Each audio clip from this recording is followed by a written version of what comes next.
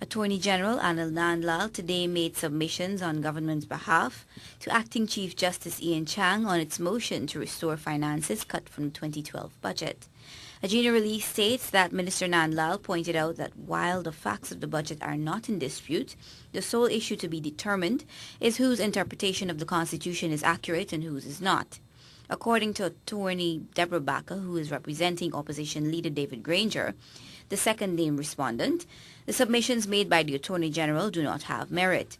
She says July 3 has been set as a date for the defendants to make their oral replies. It is a chamber application, and they've set the 3rd of July at 10 o'clock for continuation.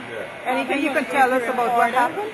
Mr. Nandlall made submissions which we feel didn't have much merit, but we have to respond as the law requires. He is finished.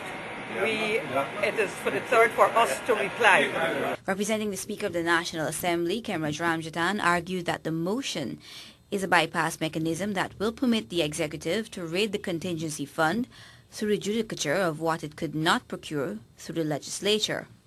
Meanwhile, the Attorney General, in response to a question asked about the Speaker's statement issued yesterday, says while the Speaker has the right to express his view, he has essentially prejudged and deemed the government's challenge to be unconstitutional.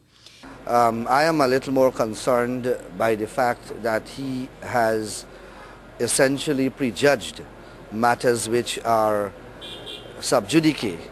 For example, he has deemed the actions of the National Assembly as legitimate, and he has concluded that the challenge which is before the court is one that is unconstitutional.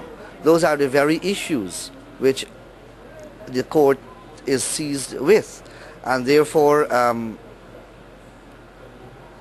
it is presumptive, to say in the least, and a violation of the sub judice principle. Senior Counsel Ashton Chase appeared on behalf of Finance Minister Dr. Ashley Singh.